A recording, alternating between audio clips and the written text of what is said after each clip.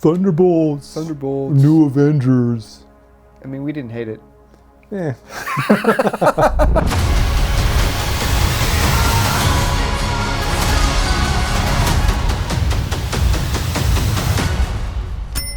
I've seen worse Marvel movies. Oh, there have been plenty of worse Marvel movies.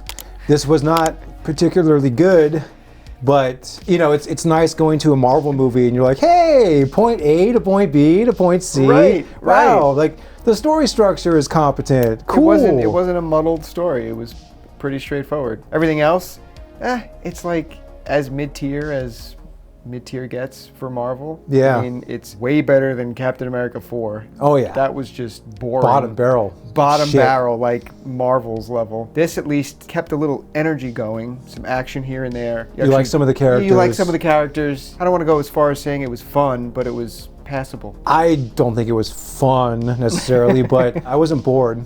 You know, and like I really like Wyatt Russell a lot. Wyatt Russell's fantastic. God, thank you. They still make him out like an asshole. You know? More of an asshole than he was in the show he was introduced in, but still. I mean, even in the sense that he's just kind of a dumbass. Like he comes up with all these ideas, whatever. The girls like roll their eyes at him, and of course they've got the idea that saves the day. Yeah, they're like rookie ideas, even though he's like this seasoned war veteran. Like, yes, and he like runs through his resume at one point, and they're just like rolling his eyes, and it's like, well, no, he's kind of a badass. Yeah, they turn it into like him running through his resume as him like bragging. Yeah. And like that's how it comes across. Right. But if you read it on the page, he's just telling them like, I know what I'm doing. Yeah, right. You know what I mean? Oh shit. There's that, which is kind of annoying, and just like everything he says just sounds like meathead-ish. Right. You know? Right. Rounding out the cast, we've got Florence.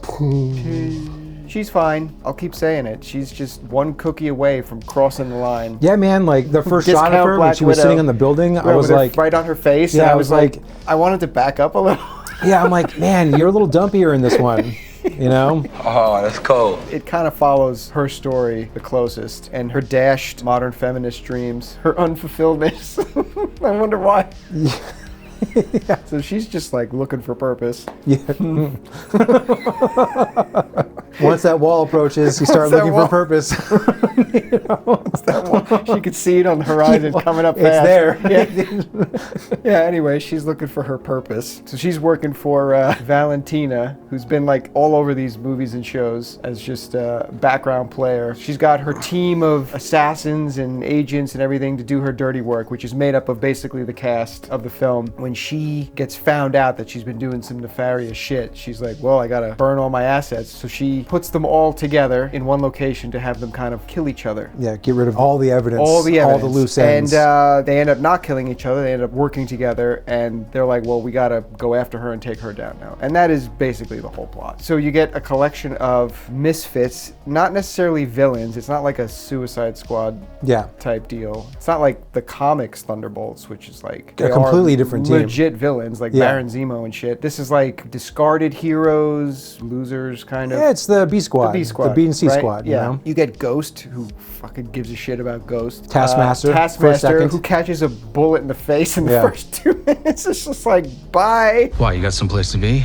I love that guy. You get good old Bucky, but he's off being a senator or congressman or something. So he doesn't really join the crew until like way later in the film. Him and Red Guardian don't join the group until later. Like you kind of get through like a whole team building exercise with this group for like almost an hour before those two characters really join up. And I wish they had kind of joined up earlier. And when he does finally show up, you're like, all right. That's a cool intro. Yeah, that was a cool It's like Cole Trickle's entrance in Days of Thunder. Fucking motorcycle, sunglasses. Yeah, he finally shows up and I was like, all right, let's go. And then Red Guardian, he's just a punching bag. That's just the whole purpose of his character, is to be a joke. But I do like David Harbour as that character. He's your Marvel humor. You know, everybody's dropping their jokes. It wasn't as offensive in this as it is in some of the other movies. It's still there, and it's still annoying.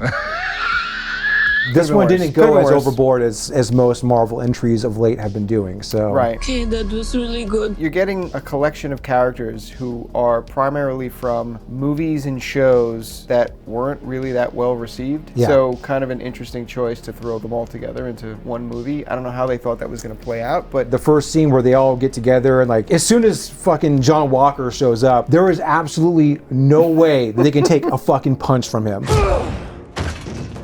No, they'd all lose to him. Dude. Except like Ghost can at least like disappear and like reappear. Sure, But which then there was some of eventually that. he'd make contact. Yes, exactly. But like, not only are they contending with the fact that he's a man, he's got fucking super soldier serum in him. So he's like One a punch. fucking mega super. He's like Superman. One punch from him, they're done. But the movie's trying to like make us believe they're holding their own and shit Yeah. against him, and I'm like. You can tell that he's like holding back and stuff, and he's just like not going full power, and it's like bullshit. This is so stupid. He saves full power for when he goes up against the soldiers. Yeah, of course, yeah. I'm so sick and tired of that fucking move that all the girls do in these movies, where Where they leap up on your neck and and then flip they do you that and throw flip you. thing. Yeah. Fuck off! Stop!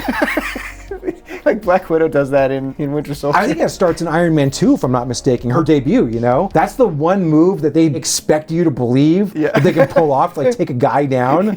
What's also annoying about that move is it's transcended from Marvel movies. It's like in every movie. I swear, like in a John Wick movie. Oh, we're like, the going to see girls it in do that. Ballerina? We're gonna see it in Anna de Ballerina. Armas is going to do it like 3 times in Ballerina. Fucking She probably does it in the trailer. I got to watch it again. Dude, like she probably does that while like shooting people, you know?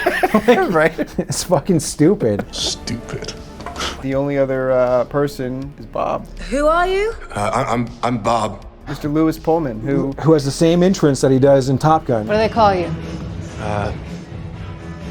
Bob. He ultimately is Sentry Void, who is like a pretty interesting character in the comics, and I'm kind of glad they brought him into the MCU. I don't know if this was the best place to do it, but I did like that they were going up against somebody who had a little more depth to him than some one-note villain. So I actually did like him a lot as the villain. Doesn't really get used much to his full potential. You know, he pops up as Sentry, like he trains for like 8 seconds and he's basically Sentry, which is fucking stupid. But like he literally is just like indestructible. And then when he turns into Void, like I did like how they showed Void, like what he was doing to people. I thought like, you know, in the beginning when he's like dusting people, you think like he's just vaporizing them. Yeah. And then you learn how he's like sending them to some place that just where you relive your trauma over and over, and then they have to go in and like talk him down. Kind of cheesy, but at the same time, I wish they had kind of leaned into that harder. Like it's like they go in there and they show you a few different rooms, but like then everybody has to go in and kind of like talk Bob down. But they could have really spent more time in there. And Everything's all about trauma. yeah. By trauma. Trauma. Basically, his entire background is trauma. And of course, that's like every hero and villain, whatever. Sure. But like they make that a big deal in this. I kind of will give this movie some props though, because he's like textbook incel, basically. Oh, yeah. But they were sympathetic towards the guy. yeah, So- he overcomes the darkness. Yes, so I thought that he was just strictly going to be a villain after that, incel villain, whatever. But they don't go that route. Yeah, exactly. I mean, well, that's like the tricky thing with his character. Like when he becomes Sentry and lets that out, it like lets both sides of him out. So Yeah. it's like kind of a balance. So I think he's going to be probably in the next Avengers movie. Yeah, and then I would you're assume so. probably going to, if they bring out Sentry, you're going to see Void again. Yeah. So it's just like a double-edged sword where you have to kind of,